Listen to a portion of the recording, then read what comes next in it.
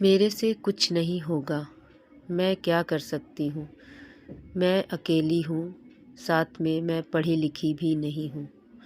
Hello friends, Radhe Radhe. मैं रामकुमारी स्वागत करती हूँ आप सभी का एक और नए व्लॉग में। सबसे पहले मैं अपने बारे में आप सभी को बता देती हूँ कि मैं एक हाउसवाइफ हूँ और अपने घर पे ही पार्लर का काम करती हूँ और पार्लर सिखाती भी हूँ।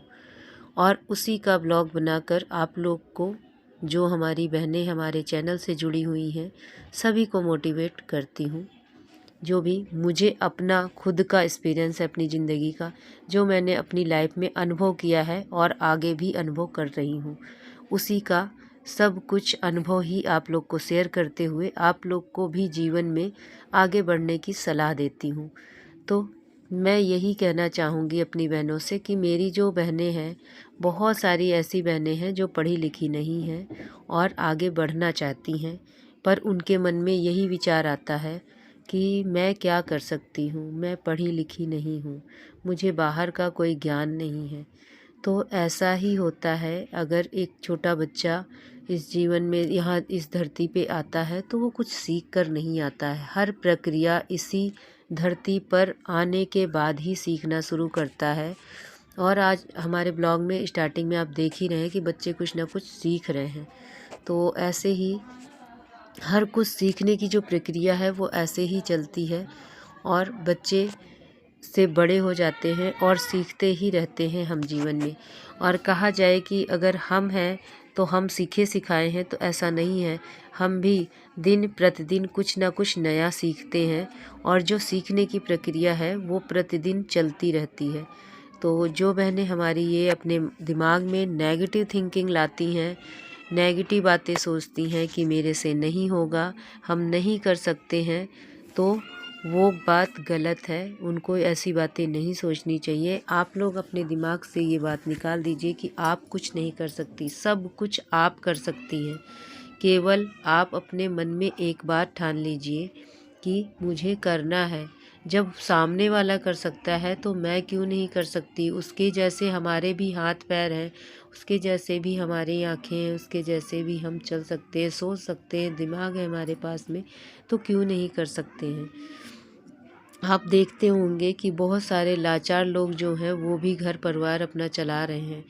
जो पैरों से चल नहीं पाते हैं, विकलांग हैं, वो भी कमा रहे हैं। जो हाथों से कुछ नहीं कर पाते, वो पैरों से काम करके भी कमा रहे हैं।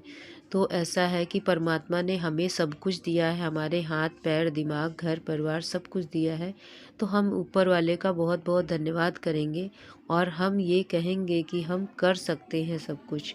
और कभी भी नेगेटिव नहीं थिंकिंग लानी है, हमें सोचना है कि हमें कैसे करना है।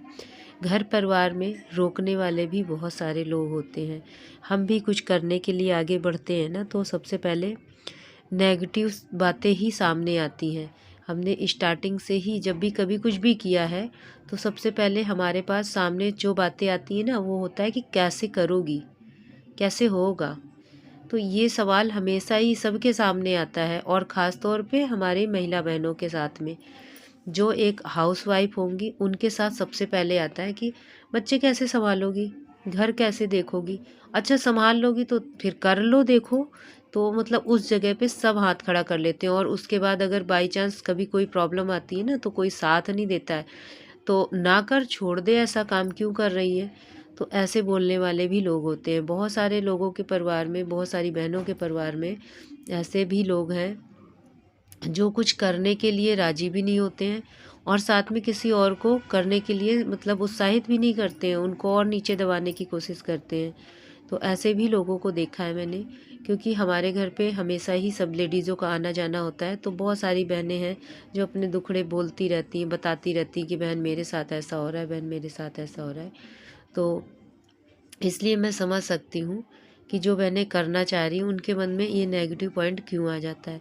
लेकिन दुनिया को देख कर नहीं, हमें अपने आप से चलना है, अपने आप से सोचना है, अपने आप से समझना है कि हमें करना क्या है, हम किस तरीके से सक्सेस हो सकते हैं और उसी को सोचकर आगे बढ़ना है। अगर आपके पास मोबाइल है, आप हमारी वीडियो को देख रही हैं, इसका मतलब कि आप आगे बढ़ सकती हैं। कोई रास्ता नहीं ढूंढने की ज़रूरत है, आप यहीं से सब कुछ सीख जाएंगी। एकदम जीरो से लेके हीरो तक का जो सफ़र है ना, वो मैंने ऐसे ही एकदम फूंक फूंक कर एक एक कदम रखे थे और कहीं से नहीं। मेरे पास जब मोबाइल नहीं था तो मैं यूट्यूब के बारे में कुछ भी नहीं जानती थी। यहाँ तक ये भी नहीं, कोई कहता था ना कि मोबाइल से पूछ लो ये सब कुछ तुम्हें दिखने लगे, तो मैं कहती थी हाँ, मोबाइल में सब कुछ आ जाएगा। लेकिन ये बात हकीकत है कि मुझे नहीं पता था। जिस दिन मैंने ये फ़र्स्ट टाइम देखा कि इस पर मैंने मोबाइल पर यूट्यूब खोला, यूट्यूब डाउनलोड भी नहीं था हमारे फ़ोन में। तब स्टार्टिंग में जब मेरे हाथ में फ़ोन आया था, मेरे हस्बैंड का फ़ोन था, मेरे पास फ़ोन भी नहीं था। तब मैंने फ़र्स्ट टाइम, मुझे किसी पड़ोस में एक लड़की ने ही बताया कि भाभी यहाँ पर ना मोबाइल में आप पहले यूट्यूब डाउनलोड कर लो। तब मैंने यूट्यूब डाउनलोड किया और उसके बाद उन्होंने साइन अप करने के लिए बोला। तो मैंने कहा मुझे आता नहीं कुछ भी, मैं पूछती हूँ। मैं अपने हस्बैंड के पास आई और बोली कि इसको साइन अप कर दो। उन्होंने साइन अप किया। उसके बाद में फिर उसके पास ले गई। उसने कहा अब इस माइक में बोलो आप, और माइक में बोला। मैंने कहा मेहंदी डिजाइन। जैसे माइक में बोला वैसे मेहंदी डिजाइन आ गई उस पर। और मैं इतनी खुश हुई फ्रेंड्स कि पूछो नहीं आप लोग, कि मतलब मैं बहुत ज़्यादा ही खुश हुई। और इसीलिए आप लोग को बता रही हूँ कि फ़ोन बहुत अच्छा तरीका है आप लोग को आगे बढ़ाने के लिए। आपका जिस फील्ड में दिमाग लगता है, जिस भी फील्ड में दिमाग लगता है कि मैं इस फील्ड में आगे बढ़ जाऊँ, उस फील्ड के लिए आप यहाँ पे सर्च मारेंगी तो आपको सारी तरह की वीडियो मिल जाएगी और सारी जानकारी मिलेगी। बस खोजने की ज़रूरत है और आपको तलाशने की ज़रूरत है। आप तलाशेंगी ना तो सब कुछ मिलेगा, और मैंने यहीं से सब कुछ सीखा है। और जो आज मेरे से बहुत आगे लोग थे, जो लोग भी थे मेरे से आगे, वो सोचते हैं कि इसको तो कुछ आता ही जाता नहीं था, ये यहाँ पर कैसे पहुँच गई। लेकिन ये हकीकत है कि ये जो फ़ोन है ना, फ़ोन हमारे लिए अच्छा भी है बुरा भी है। और फ़ोन कितने आगे तक हमें ले जा सकता है ये कोई सोच भी नहीं सकता है।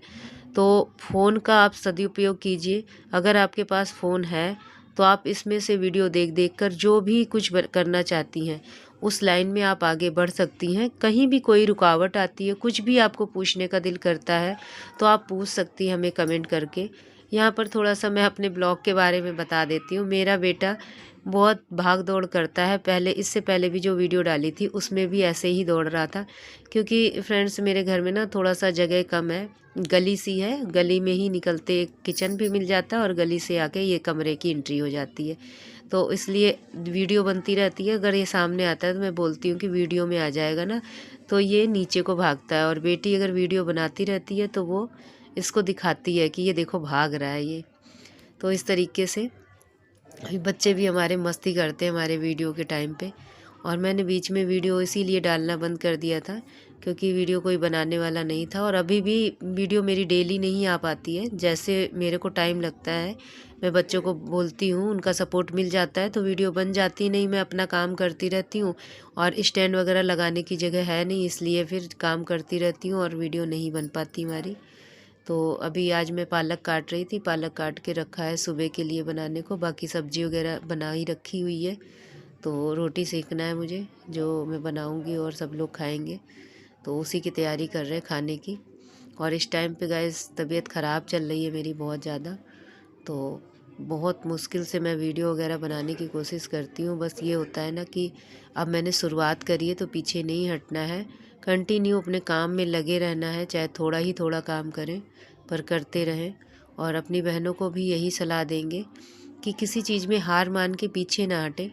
कोई बात नहीं, कंसिस्टेंसी नहीं बना सकती, मतलब एक निरंतर नहीं काम कर सकती हैं तो कोई बात नहीं, 1-2 दिन का बीच में गैप कर दीजिए, पर कंटिन्यू करने की कोशिश कीजिए।